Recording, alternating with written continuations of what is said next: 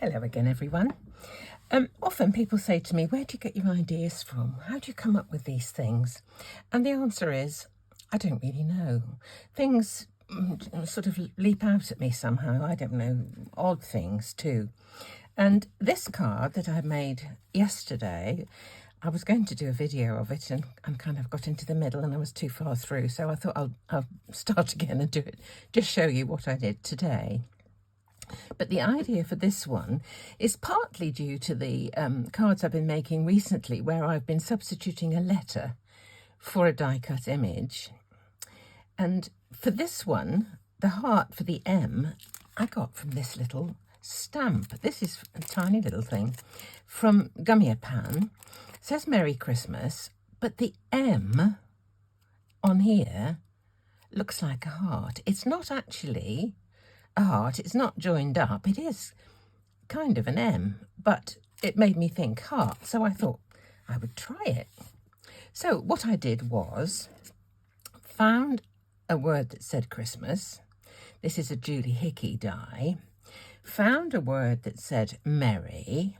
This one I think might be a creative dies from I bought it a long time ago from Craft Stash, I think. And I thought I would do some gilding. And I had various thoughts about how to do the gilding. I wanted to do the Merry Christmas sentiment in gold, but then I was wondering how I would make a difference for the little bit of foliage I added as a decoration, plus the heart. So what I decided to do was use the gold for the word, but I've got this one, I don't know what it's called, it's Honeydew Crafts. I think there should have been a label on to say what the colour was or what the mix was, but I bought it at a craft show and I think it was in a cheap bin or something, but I thought I could pick out the purpley, whoops, I shouldn't go say anything beginning with P in front of this, the purpley orange ones to use for the heart, and this one, again, this one's got no label on. This is Crafty Notions, the greeny ones for the foliage. So kind of that's what I did. So I'll just show you quickly. The base, this is a 5x7 card. The base, the panel on there, I decided just add a little bit of interest too by running it through an embossing folder, just the bottom part. Now this size embossing folder with its piece of card in, if I'm going to do just the edge like that, won't fit through my Platinum 6. So I had to do this in a larger machine and I did it in my switch. This one, I didn't spritz the paper first and it feels a little bit bendy to me. I think it got stretched as it went through. This one, I have done with another embossing folder, it's again it's a 5x7. This is a Cuttlebug. Did the same thing, but I did spritz that one with a little bit of water before putting it through, and then I've just stuck it onto the front of my card, ready to sit the word Christmas onto. So that was a Cuttlebug. The other one I used was a Couture Creations, and I also dug out this one, which is a Darris. So, you know, there are lots of different folders that you could use as a border. If I was making a smaller card, my normal size half of A4 type card, I could have got that through my Platinum 6. But this word I thought was a little big and I wanted to give it plenty of space. So I used a larger base. Right, let's get on and just show you what I did to do the gilding. Put that over there. These are the offcuts. Oops, a daisy. These are some of the offcuts I get when I'm making a 5x7 card from a piece of A4. So I can get the Merry and the Christmas out of that piece. And I thought I'd just use the end of this one for a heart. I don't know what heart this is. And I don't know what this little bit of foliage is. I've got so many little odds and ends that have kind of accumulated over the years that I don't know where they all come from, sadly. But anyway, there we go. So let's just do the gilding for this. I have done gilding before, but there are probably a lot of people who haven't seen it. So the first thing I'm going to do is to cover this completely with this broad-tipped glue pen. You can use double-sided sheet to adhere your gilding flakes to, but as it's just a small piece, I thought I would just use the pen. So all I'm going to do is to cover the whole thing with a layer of glue. Try and make sure there's no gaps, because otherwise there will be gaps in the gilding flakes. So there's that one. And this one, I just need 2 small areas, one for the heart, for the red, and one for the foliage with the greenish. So I'll just do a couple of areas here. That one, I'm kind of keeping them separate because I don't really want the colours to mix. Okay, right. Just leave that just for a moment, because that particular glue works better with gilding flakes if it's allowed to just rest a moment or two to go not so wet and a little bit more tacky. So, right, there's my mat wiped off, and I'm going to use just a piece of paper, bit of scrap, or what Americans would call scratch. I don't know where that comes from, but there you go. So this is my gold, first of all. So here's the plain gold, and to apply them, I bought some bamboo tweezers. Somebody recommended that I do this because you don't get the static with the bamboo and the gilding flakes that you might with metal. However, if you get the ends of these in the glue, then obviously the gilding flakes will stick to it. So these are absolutely huge. Look at this. Absolutely huge. So let's put these on. Goodness me. It's almost like sheets of gold leaf, isn't it? I think the mistake that I used to make, and I think other people find difficulty with, is that they say gilding flakes go everywhere. And I think there's a tendency for gilding flakes to go everywhere if you do actually use too many. You don't need to cover the whole of the sheet as you're doing with the flakes, the glued area. Just drop that in there, you see. Right, now the first thing I'm going to do is just tamp these down. This thing is called a scoochie. It's from indigo blue, and it's kind of a little piece of foamy stuff. And you can use like a dish sponge that's got that scourer thing on the back. So, you know, you don't have to get one of these, but I do like these. You can use a brush. I've got a little colour duster brush, and some people said to me, that's a shaving brush. It's not actually a shaving brush. My husband wouldn't give you a thank you for it. It's just a rough old duster brush that is used for adding colour. Right, now there's my piece of gold, which you can see looks fabulous. And there were gaps, but there aren't any more. And I've not got much left over here either. And that is because when you start to burnish it, any surplus off the top gets moved around, and any leftover glue will just grab it. So there we are. Now, there's a tiny bit left on here. I could either shoot it back into the pot, but it hardly seems worth it. So I'm just going to whiz over with my little desk vacuum.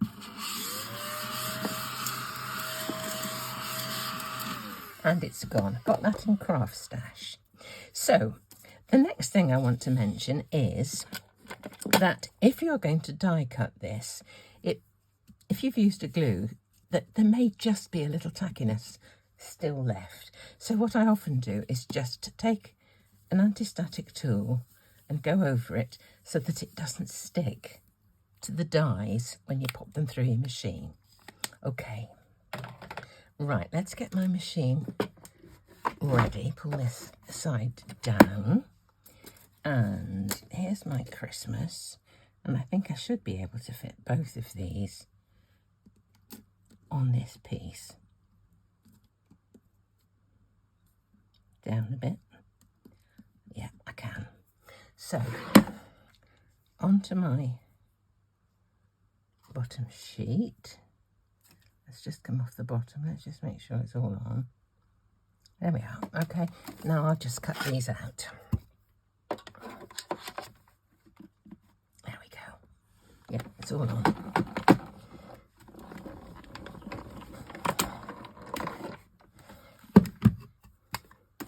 So now I've got my Merry Christmas there. Okay. Next up, what I want to do is to add to these. I put rather a lot of glue on there, didn't I? May find it doesn't stick so well, but never mind, we'll see. Okay, let's do, I've got the red and the green here. They're not really red and green, but there are bits of green and things in. So let me just look for some greeny bits.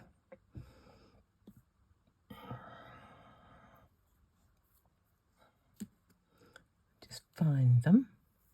Might speed this up because you'd be bored just watching me look for greeny bits.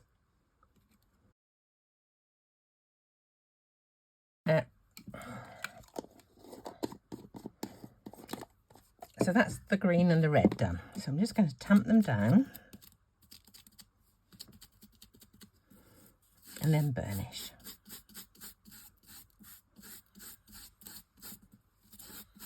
Look at that gorgeous colour. Ooh, beautiful. I've avoided that very wet bit there.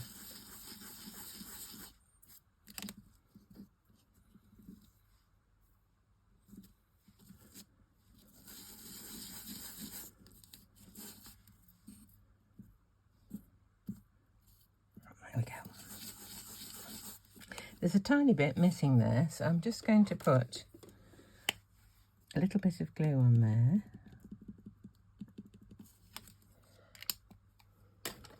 I think it's often useful if these things happen during a video, because if it happens to you, you kind of know what to do. Right, let's just get another little bit of this one.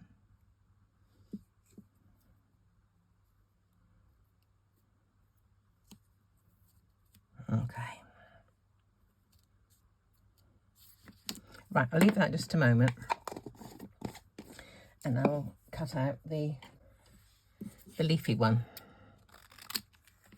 All right, first thing is my anti-static. This one feels actually a bit more tacky than the gold one did. Okay. Doesn't feel too bad. Okay, the green, I was going to use this. I think it's supposed to be mistletoe, but who knows. So I'll just cut out this one. I think I'll use my shorter plates. I've got these small plates from Spellbinders. The idea being you can use them this way. Plus, you don't have to wind so far through to cut anything out because they're just 6 inches square. There we go. Right.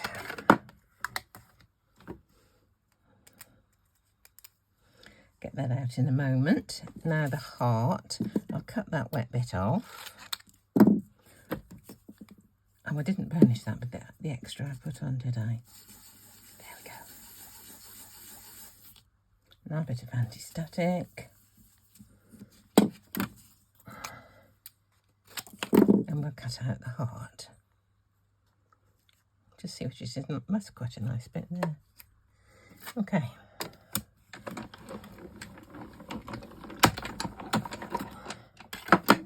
Right, so there are my die cuts. There's my rubbish. Put that away.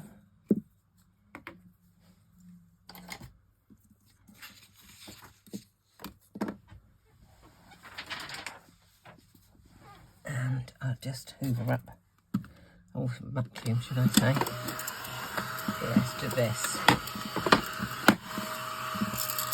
There we go. Right, now here's my card base. So the first thing I have to do is to cut out the M that the heart is going to replace. So let's get this out of my die. You see, and it's come out quite easily because I put the anti-static on, and I mustn't lose the dot of the eye, so I'll put that in my little pot. There it is.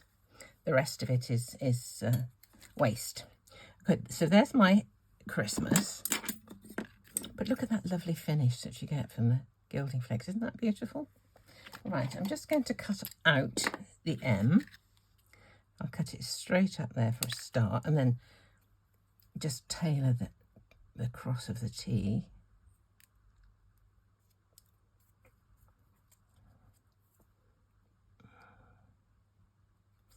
There we go. Now cut out the M the other side. Right, I'm going to have to be a bit more careful because I've got to shape the A. There's the top of the A. And here's the bottom of the A. Lovely. Now, just to make it look more like a die cut, I'm going to use a little embossing tool. I use this smaller one just to go around the edge of where I've just cut, to round that edge to make it look more like a die cut than a scissor cut. Okay. Right. This is going to go on here like this. My heart is going to go in there like that. My bit of foliage, just a little frivolous bit of decoration, so pretty, go down there like that. And the Mary, get it out of here.